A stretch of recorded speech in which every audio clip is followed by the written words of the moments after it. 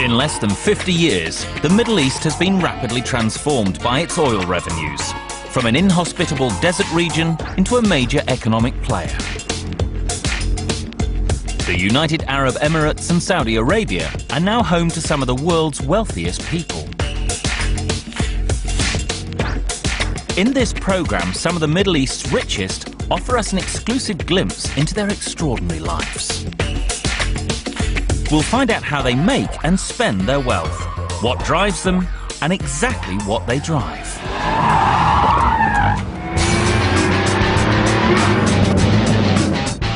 We meet four very different men with a shared desire for success. Sheikh Maktoum has a passion for speed and the drive to succeed. It's a venture that not only changes the world of motorsport, but changes the world of sports. Sheikh Hamad has a different coloured car for every day of the week. This one is Saturday, Sunday, Monday, Tuesday, Wednesday, and Thursday. And that one is the Friday. Sheikh Al Jabba is a hotel magnate with a fierce ambition. I start my life to build and to make the money. And Mohammed bin Sulayem is a rally champion with a famous friend. And a $10 million car collection. Believe me, I'm not super rich, but I enjoy it. I spend the money that I have.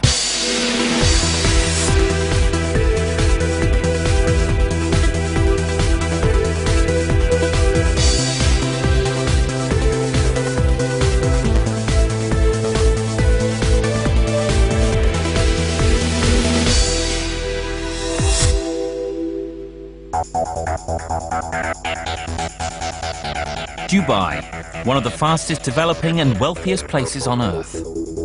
Determined not to be dependent on its oil reserves, this emirate has set out to reinvent itself as a major player in tourism and the business world.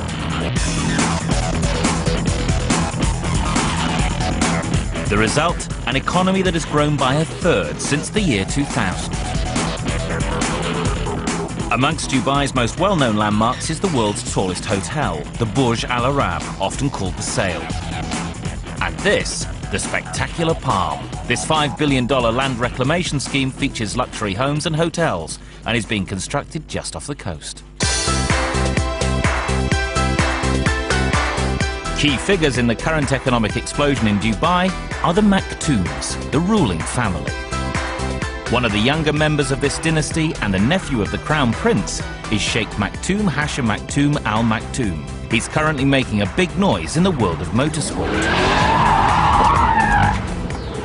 The A1 Grand Prix series is his idea and is being brought to life with the help of his family's wealth, an estimated $13 billion.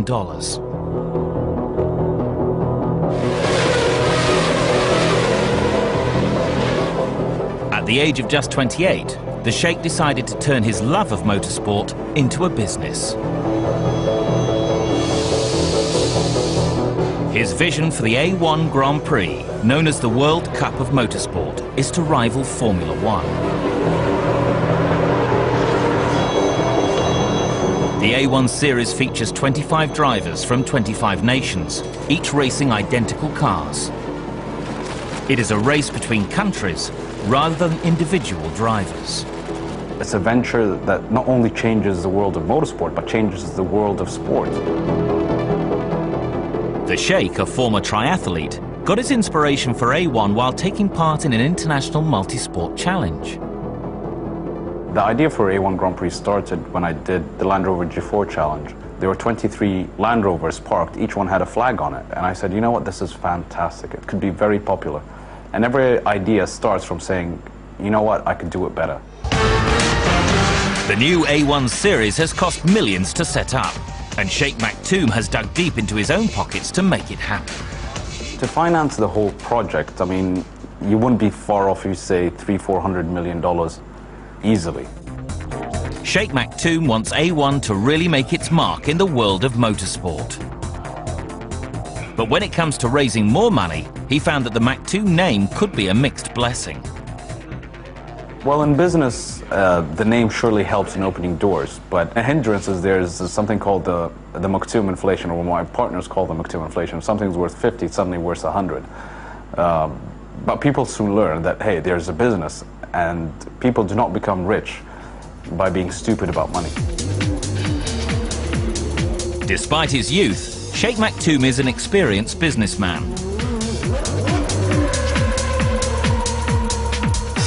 After working for his father in finance, he became CEO of a family company, selling everything from DVDs and denim to oil. I managed to make him a lot of money in a very short span, which was a great foundation for me. Then from there, I mean, basically mortgaged everything I have to establish A1. Setting up the A1 series is a huge risk, and its demands mean the Sheikh works 24/7 to get it right. A typical day is waking up with your phone not stopping. You have to wake up at all different times of the night and day to work in different time zones. You sleep 3-4 hours a day and you don't stop. He might work hard, but he plays hard too. He's been racing cars for years. Of course I love to drive, but it's a hobby. This is a Caterham R500. It's faster than any Ferrari. This is the GT40 Ford, which is my first super sports car I ever bought.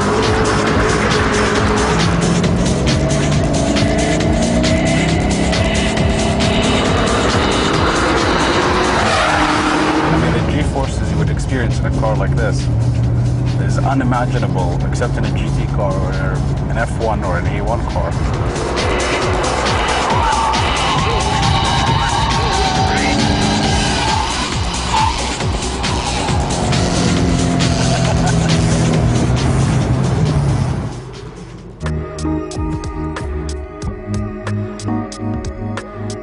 In one of the most expensive areas of Dubai, construction has been underway for 2 years on what will be Sheikh Maktoum's new home.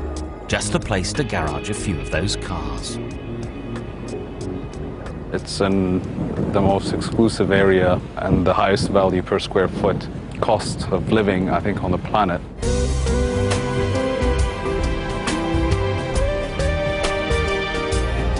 Very big grounds, and it's not cheap to build.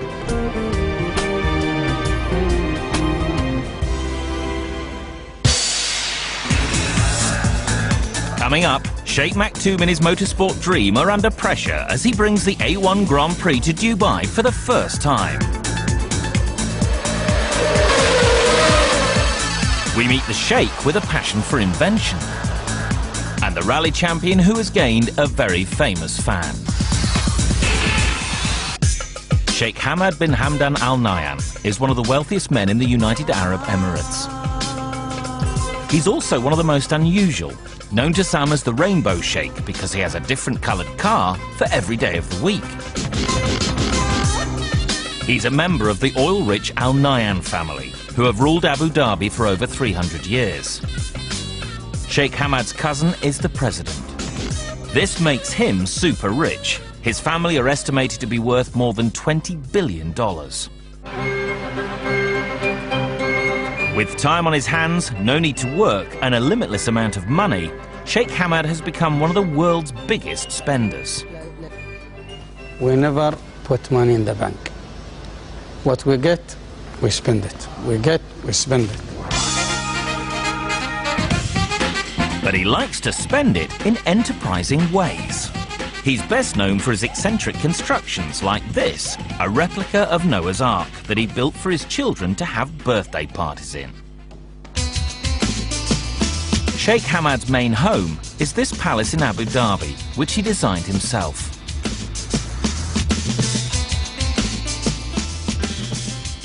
Many people come to me and they said, Hamad, why you make castle? Because of our history, you know. I am from this family who ruled this country since more than 300 years.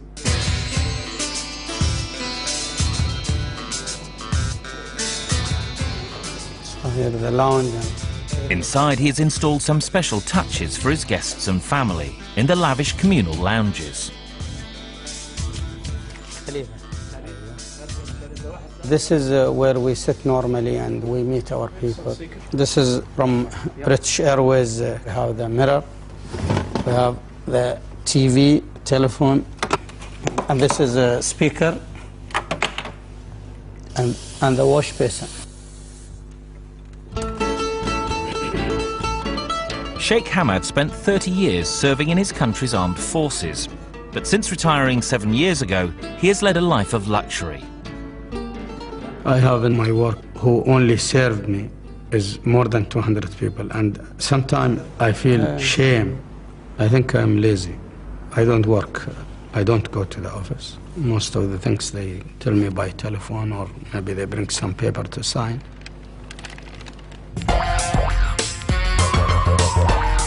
The Sheikh also has another home in the desert, where he enjoys one of his favorite hobbies, cruising the sand dunes in his new four-wheel drive, when he can find the keys.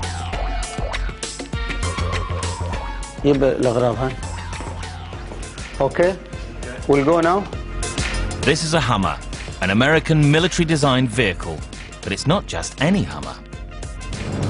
This Hummer is, they call it Alpha, and it's limited edition. They build only 300 of them, and there are only 2 coming out of America.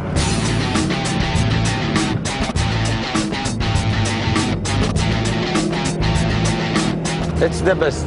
It's the top of the pyramid, you know, of the off-road car. This ultimate off-roader doesn't come cheap. This is, I think, maybe 150, I think. I don't remember exactly, but almost $150,000. Now we will go to the hall here, the big hall. We call it Oldsmobile. It's a big hall. Don't worry, huh?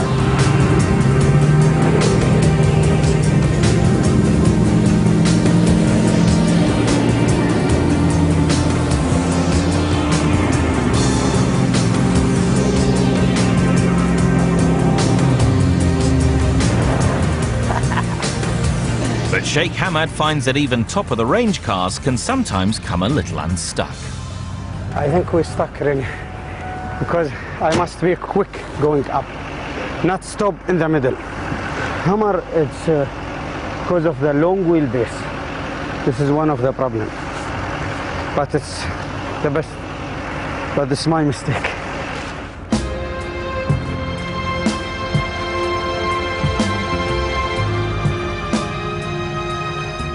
Sheikh Hamad's love of the desert has led him to convert all sorts of vehicles for use on the sands. But with his latest creation, his imagination has truly run riot.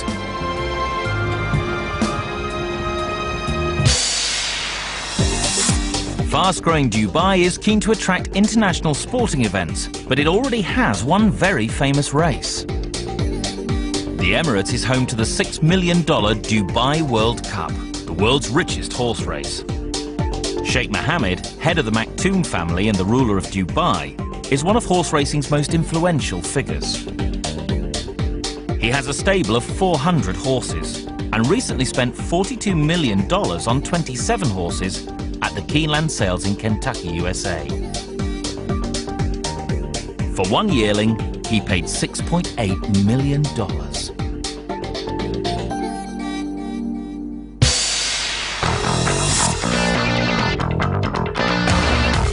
Mohammed bin Sulayem is another native of Dubai. This man of action is the Middle East's #1 rally driver and a friend of Michael Jackson.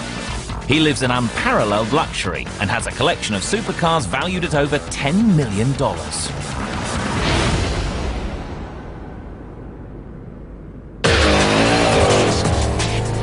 Mohammed is a man whose singular passion for cars has shaped his life. When I started it, it's just the only thing that really made my hair, just stand up was the speed, the thrill of the speed. Speed is what I love.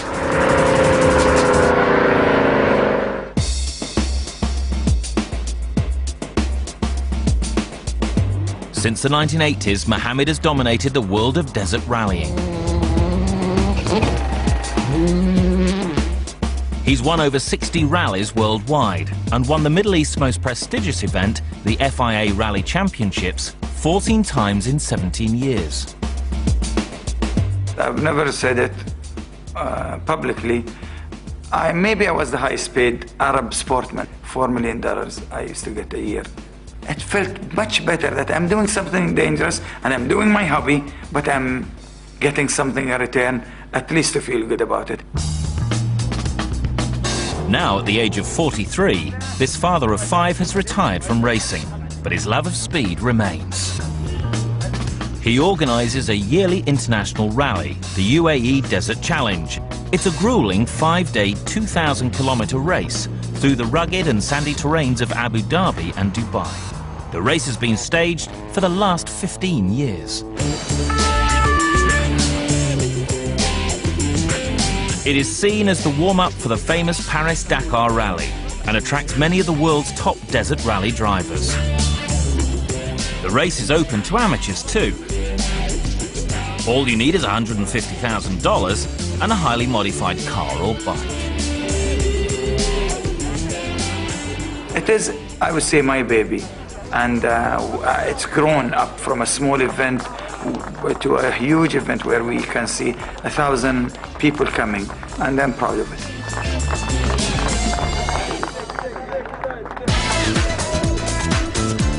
Mohammed's success has brought him many admirers from the world of entertainment, including Michael Jackson. Yes, I am proud to have his friendship. He's a very humble guy. Jackson attended the 2005 UAE Desert Challenge Awards ceremony as a personal favour to Mohammed.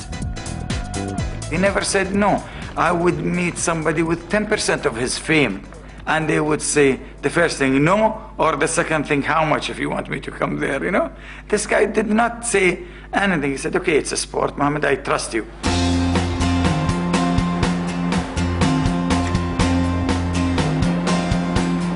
Mohammed's wealthy family are behind some of the biggest construction projects in Dubai. Perhaps the most exclusive and imaginative is located 4 kilometers offshore. This is the world, a creation of 300 man-made islands, strategically placed to create a map of the world. Each island costs between $10 and $40 million. Rod Stewart is rumoured to have paid $25 million for England. And Mohammed has a potential buyer in mind for another island. Yes, I've been trying to convince Michael Jackson to buy a property here, and I will keep on doing it. But for Mohammed, it's motors, not money, that fuels his passion. Despite retiring in 2003, he still wants to go faster than anyone else. Driving is where I take everything outside, and it's just a feeling I cannot express. I took a car and went to the desert 2 months ago, and I was faster than the record time, and so it is good. It was a good feeling. Does this mean I will go back rallying? I would love to. I am bored.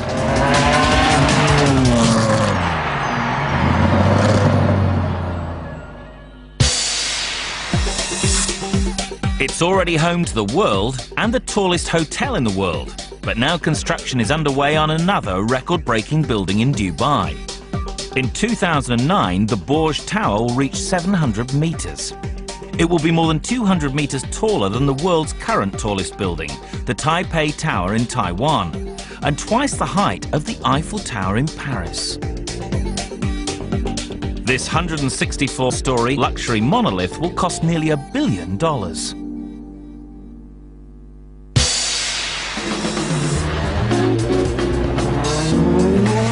Sheikh Maktoum is the founder of the new A1 series, the World Cup of Motorsport.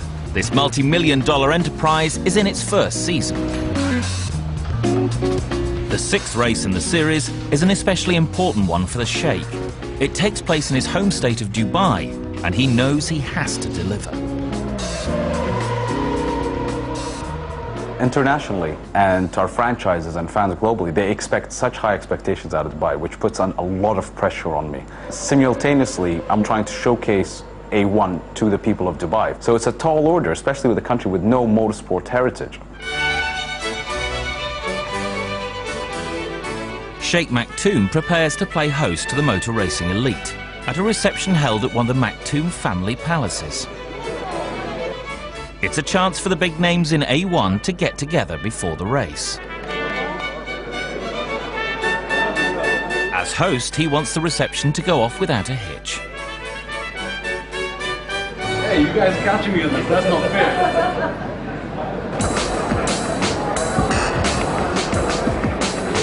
Hey, that works. No, you see, without this, it's like wearing jeans and a t-shirt. You put this on, you're wearing a suit. Sheikh Maktoum has managed to involve some of motor racing's top names, and it's clear that they welcome his involvement. He's very funny, I like him. He likes to race himself, which he does. And therefore it's logic that he starts this series and he tried the car himself. He looks at every detail on the circuit and is there day and night. So he's really fully involved. People ask me, why do you get involved in every single part of the detail? Well, number one, it started as my baby. It's a project that's near and dear to my heart. It's my first full venture that I undertook on my own. It's the day of the race. Sheikh Maktoum is first at the track, preparing for his big day. He oversees everything. I have a saying, which is, delegation is the art of second best, because no one can do it better than the person who founded it and created it and knows what he wants out of it. The magic's in the detail.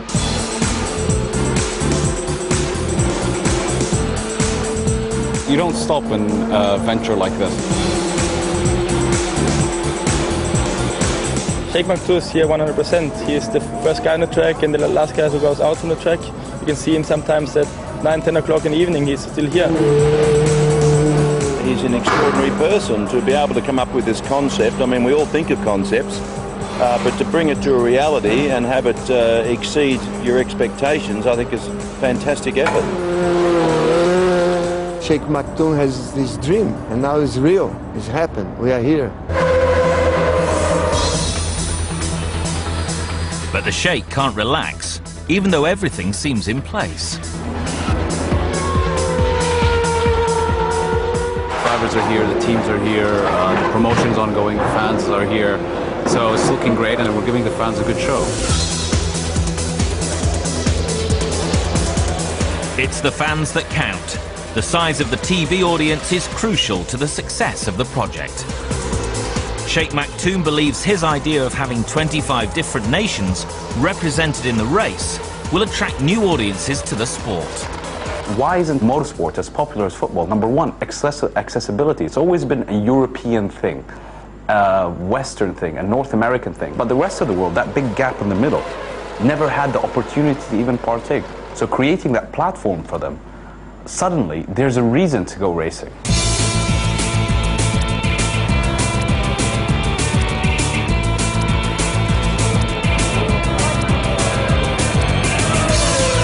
To start up a new championship is a big business gamble.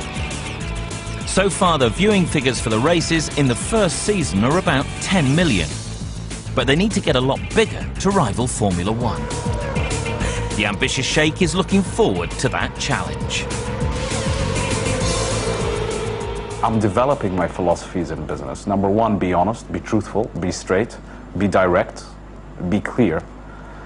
And you could afford to lose a battle, but never lose a war. And you don't stop till you die.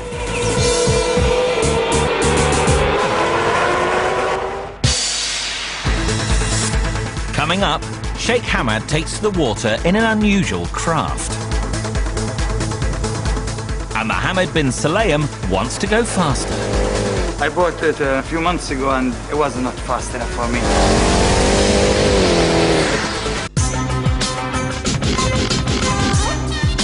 Sheikh Hamad belongs to one of the ruling families in the United Arab Emirates. His oil-rich family are worth over $20 billion, which means he has little need to work. But with a creative brain and financial resources, what's kept Sheikh Hamad motivated is his fascination with making things. He's constructed an entire marina where, over the past 15 years, he has built a variety of creations. They range from a floating 3-bedroom house to this, Noah's Ark.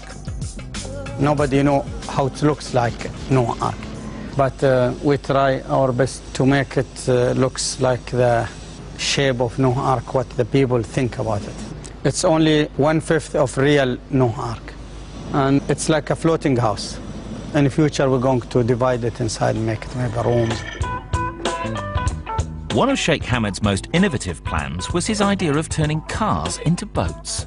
Here we have the airboat, but I try to put a car in it, so we have a cabin for reduce the noise.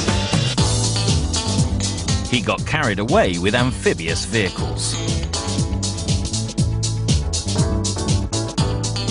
Every person have dreams and he like to do something, but he need 2 things. He need time and money.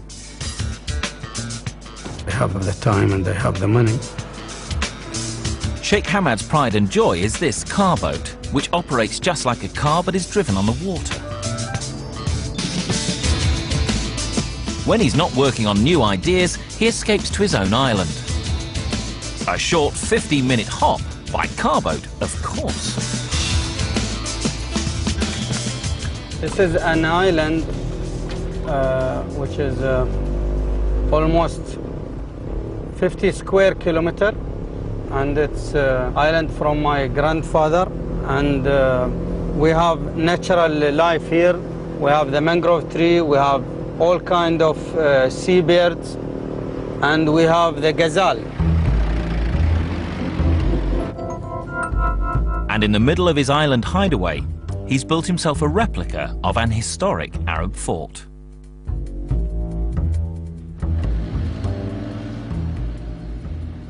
But Sheikh Hamed is happiest in the desert back on the mainland. He loves it so much he spends months at a time there. He's created his own luxury motorhome for his desert excursions. This is the Globe, a mammoth 50-ton multi-wheeled motorhome unlike any other. It is simple and it's cheaper, and also at the same time it is big. You know, we have big family. It's enough for us. We have 9 bedrooms in it, each one with a bathroom, and we have the sitting room. And it's 4-story with 24 tons of water. The Globe is built from fiberglass and plywood. The tyres, costing $17,000 each, are from the local oil field platforms. It's a big motorhome. This is the question. We have 3 bedrooms in this floor. The Globe might be huge, but Sheikh Hamed says it's practical and cost-effective. And it's not expensive, comparing, maybe cheaper than normal motorhome, you know? If you buy a motorhome in United States, you pay sometimes $500,000. This one less than $100,000. The tyres have to be big to handle the tricky sands of the desert, but his home still needs this 20-ton truck to pull it. When he's found a spot he likes, Sheikh Hamed will stay more than a month with his extended family, gathered around him in the Globe. The Sheikh's creative projects have cost him millions. His most recent construction is this huge pyramid, for which he has elaborate plans. Sheikh Hamed's eccentric boats are inexpensive in comparison to many of the mega yachts of today. Among these is Octopus, a $200 million aqua palace belonging to Microsoft co-founder Paul Allen. It has a crew of 60 and 7 decks, and the 2 helicopter landing pads come in handy when you throw a party for the likes of Leonardo DiCaprio and Cameron Diaz. Or for $100,000 a day, you could charter the 400-foot Alexander. Belonging to the late Greek shipping tycoon John Latsis, it can sleep 60. Guests have included Prince Charles and the Duchess of Cornwall.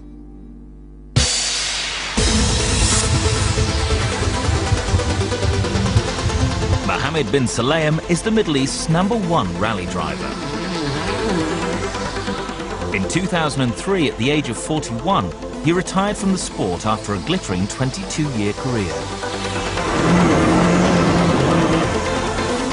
He was the highest paid Arab sportsman in the 1990s, earning over $4 million a year. I mean, people think I'm super rich. Believe me, I'm not super rich. But I enjoy it. I spend the money that I have. Mohammed spent most of his millions on a limited edition car collection, which is the envy of speed enthusiasts the world over. Now, this is a monster. This really, I admire it out of all the cars because it really makes me sweat when I drive it.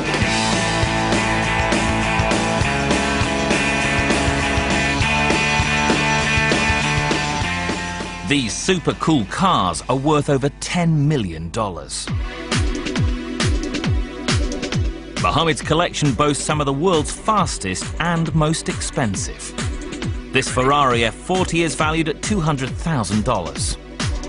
I think Ferrari just made a point of that they don't have to try very hard to sell their cars. I mean, if you look at it, there's nothing in it except an air conditioning. Then there's the Porsche Carrera GT, costing $400,000. Carbon fiber chassis, carbon fiber body. Lovely car. It's just a little bit hard on the traffic because of the clutch. Next, the Ferrari Enzo, one of only 500 made. Cost $1 million. It's the latest of Ferrari. A beautiful car, definitely tested by Michael Schumacher himself. Easy to drive, very fast. But the masterpiece of his collection is this limited edition Mercedes CLK GTR. How did they fit 2 seats in it? I mean, it's really an amazing achievement. But of course, you have to be so small. And you know, it doesn't fit for the fat people at all. It's very fast, unique. You can see the money. I mean, okay, it cost about $1.8 million. His latest acquisition is this Porsche GT1, costing $900,000. They made 19 out of these cars. I like the car very much. I drove it once in an open area, and it's so fast. I reached nearly 381 kilometers in it.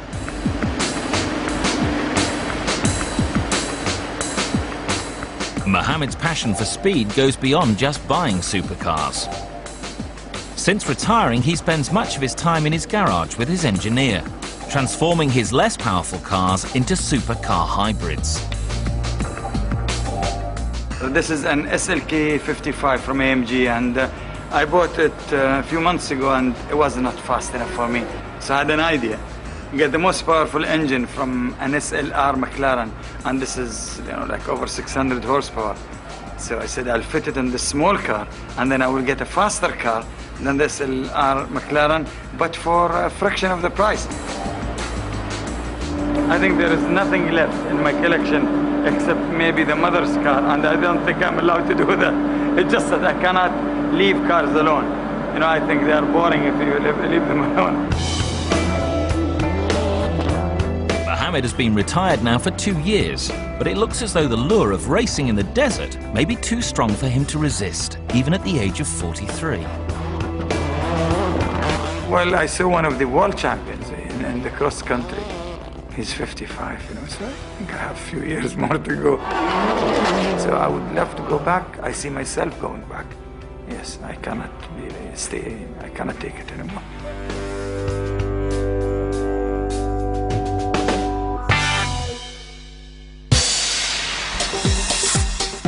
In Dubai last year, there were 5 million visitors. But the Emirate expects to cater for up to 15 million by 2010. The fast-expanding national airline Emirates, controlled by the Maktoum family, has been on an extensive spending spree to get ready.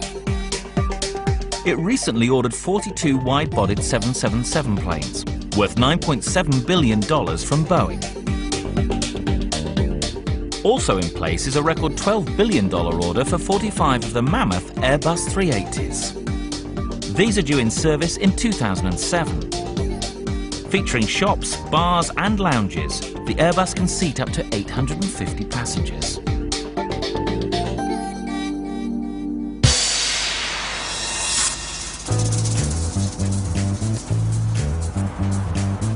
Sheikh Mohammed bin Isa Al Jaber is the 19th richest Arab in the world.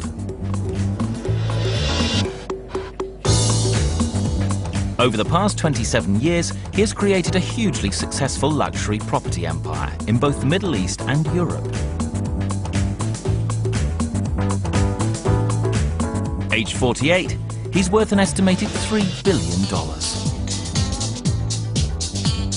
And he's a totally self-made man.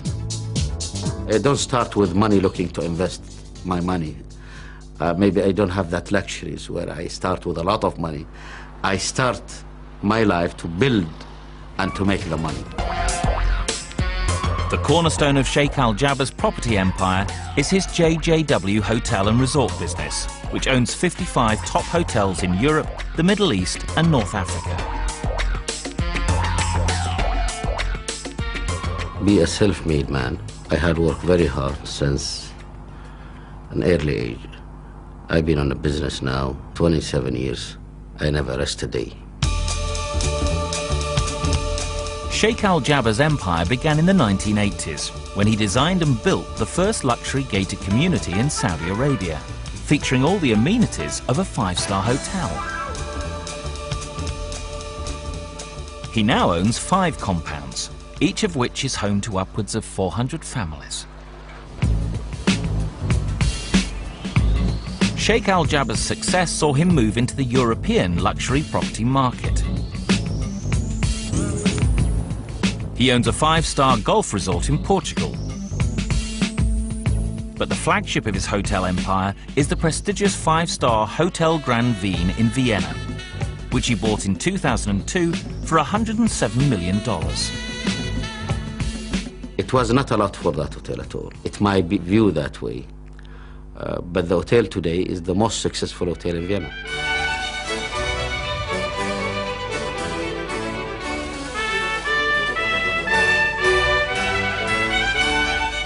He divides his time between his homes in Paris, London and Jeddah in his native Saudi Arabia, where he recently designed and constructed this $35 million mansion. You know, this house has a mix between Italian and French.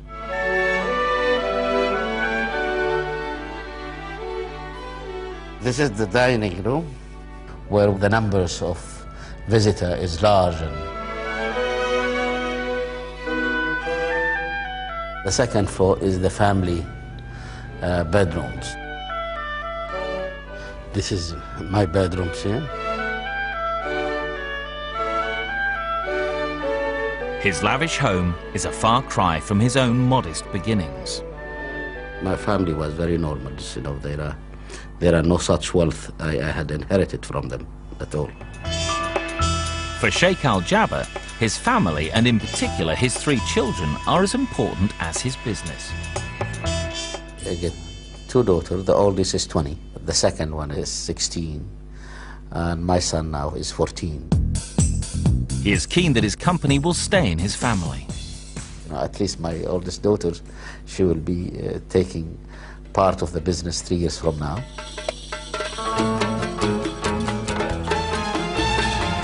And Sheikh Al Jaber's house in Jeddah is designed very much as a family home. He has built a games room complete with pool table and table football and added a private cinema. Sheikh Al Jaber likes expanding his hotel portfolio. He recently invested $102 million buying 2 hotels off the Champs-Élysées in Paris.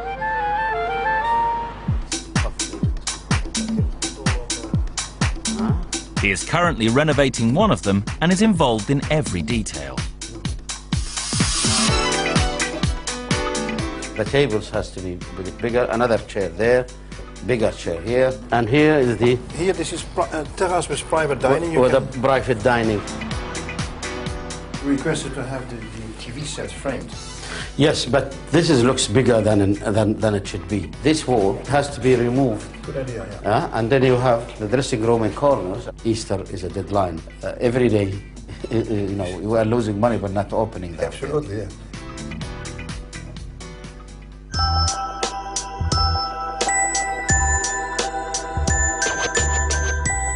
Sheikh Al Jaber spends nearly 80% of his time in Europe overseeing his hotel empire, so he has recently acquired yet another property. But this time, it's for him. This $14 million penthouse in the heart of Paris is also being renovated to suit the family's needs.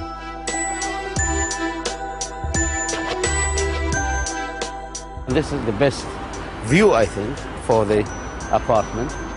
Seeing the Eiffel Tower, the cathedral, it makes you work without feeling tired. It makes you never feel tired of Paris. Sheikh Al Jaber plans to expand his business into North America and Eastern Europe. And he still finds his business as exciting as when he first started out. I never feel a day that I was tired of what I do.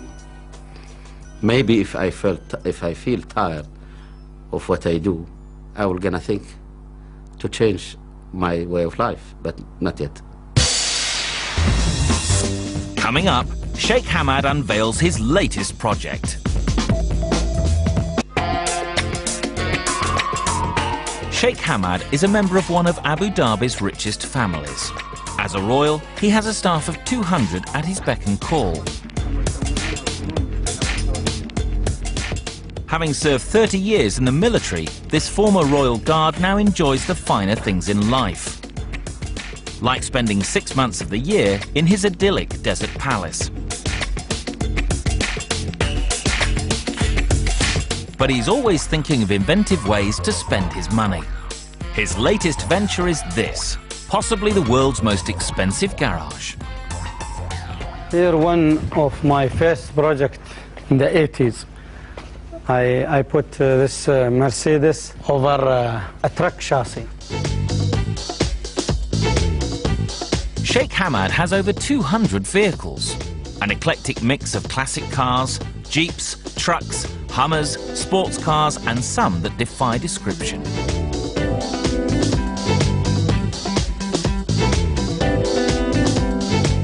Many are his customized creations. He likes these historic Dodge trucks, so he builds them in different sizes. This one is 4 times bigger than this one in scale, but 64 times bigger in volume. Inside, it's actually another motorhome for his desert trips. The master bedroom on the 2nd story looks out through the windscreen. There's even a kitchen and guest bedrooms. Here we are in the balcony, big balcony. We kind of land a helicopter here. The most expensive car is that Rolls-Royce, the big one. Her Majesty, the Queen Elizabeth, when she was here in the 80s, she was in this same car. So we put the British flag there.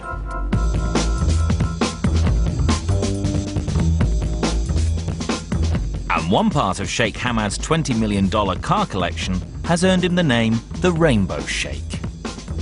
Here we have my rainbow collection, and I was using this one for daily and the weekday, like this one is Saturday, Sunday, Monday, Tuesday, Wednesday, and Thursday. And that one is the Friday. So this car, I ordered it during my wedding in the 84, and there was special order.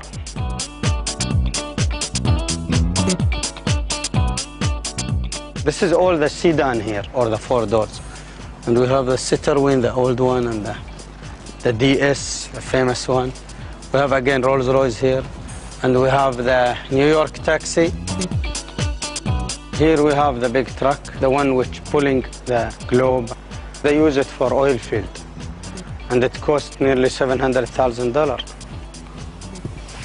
This is a new car built in the United States by Chrysler, and it's a beautiful car. In the coming months, Sheikh Hamad will open the doors of his car museum to the general public. He has been planning it for the past 3 years, and with his royal obligations, he can guarantee that his collection of cars can only grow. Every year I buy many cars, and of course I don't sell cars. We are from royal family, and people wait for us to give them cars and give a free car, and not selling car. I never sell car. I cannot sell car. It is shame, in our country, one of the royal family selling car.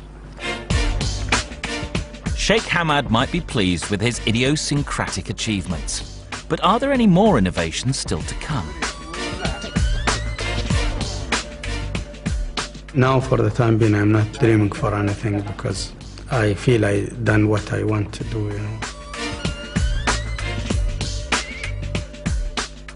I make all my dreams true.